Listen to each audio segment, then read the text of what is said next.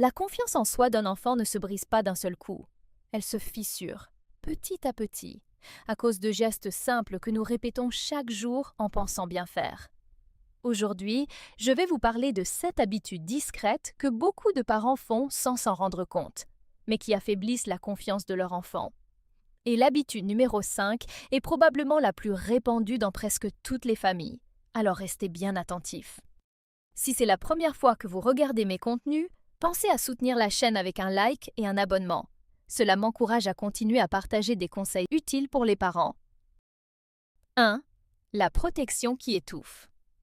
La première habitude est la surprotection. La maman qui met les chaussures de son enfant de 7 ans parce qu'ils sont en retard. Le père qui règle un conflit avec un camarade avant même que son enfant n'ait essayé de s'exprimer. Vous pensez l'aider? En réalité, vous lui envoyez un message silencieux. Tu n'es pas capable sans moi. Un enfant qui n'a jamais l'occasion d'essayer, de se tromper et de réparer ses erreurs grandit avec le sentiment d'être dépendant. Laissez-le tomber parfois. Laissez-le essayer, même si attacher ses lacets prend 20 minutes. Car c'est ainsi qu'il apprend. Je suis capable. 2. Le piège de la comparaison. La deuxième habitude est la comparaison. Regarde ta cousine, elle a eu de meilleures notes. Tu as vu le fils des voisins comme il est poli? La comparaison ressemble à du miel, mais elle agit comme un poison. Au lieu de motiver l'enfant, elle lui apprend que sa valeur dépend d'être meilleur que quelqu'un d'autre.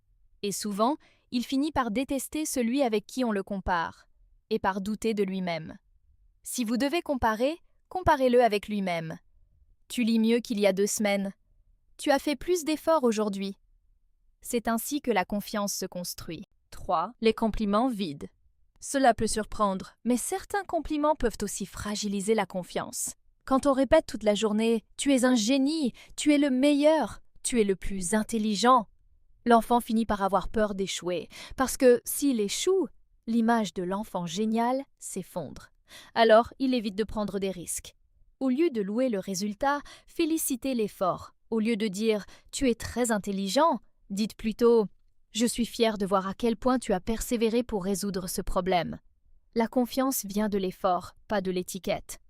4. Les plaisanteries qui blessent. Petit gros, tu ne comprends jamais rien, quel paresseux. Et on ajoute en riant « mais je plaisante ». Le problème, c'est que les enfants n'ont pas de filtre pour l'ironie. Les mots que vous dites en riant s'enregistrent dans leur esprit comme des vérités. Se moquer de son apparence ou de son intelligence peut créer une petite voix intérieure qui répète toute la vie « je ne suis pas assez bien ». Même dans l'humour, respectons la sensibilité des enfants. 5. Parler à sa place. Voici maintenant l'habitude la plus répandue. Vous êtes avec des invités. Quelqu'un demande à votre enfant « tu es dans quelle classe ?» Et avant même qu'il ne parle, vous répondez « il est en 4e année et il a d'excellentes notes ». Pourquoi répondre à sa place? À chaque fois que vous faites cela, vous effacez un peu sa voix. Laissez-le hésiter, laissez-le réfléchir, même s'il se trompe, même s'il bégaye. Il a besoin de sentir qu'il peut se représenter lui-même devant les autres. C'est ainsi qu'il apprendra à affronter le monde. 6. Conditionner l'amour aux notes. Beaucoup de parents deviennent extrêmement fiers lorsque les notes sont bonnes, et très durs lorsqu'elles baissent. L'enfant comprend alors quelque chose de dangereux. Mes parents m'aiment quand je réussis. Mais l'amour parental doit être inconditionnel. Votre enfant doit sentir que vous l'aimerez, qu'il est 50% ou 100%. Cet amour est la base de sa sécurité intérieure. Et c'est cette sécurité qui lui permet d'oser, d'apprendre et de progresser. 7. Minimiser les émotions. Dernière habitude, ce n'est rien, arrête de pleurer, ne sois pas si sensible.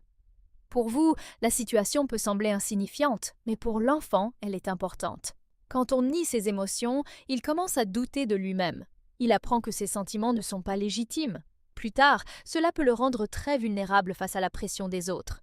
Au lieu de minimiser, essayez de dire « je comprends que tu sois triste, c'est normal de ressentir ça », puis aidez-le à trouver une solution. Conclusion.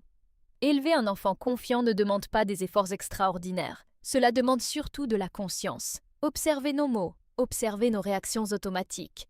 Et si vous vous reconnaissez dans certaines de ces habitudes, ne vous culpabilisez pas. Le plus important est de changer à partir d'aujourd'hui. Dites-moi dans les commentaires, quelle habitude vous arrive de faire sans vous en rendre compte? Et si cette vidéo vous a aidé, n'oubliez pas de liker et de la partager, parce que parfois, un peu de conscience peut changer toute une génération.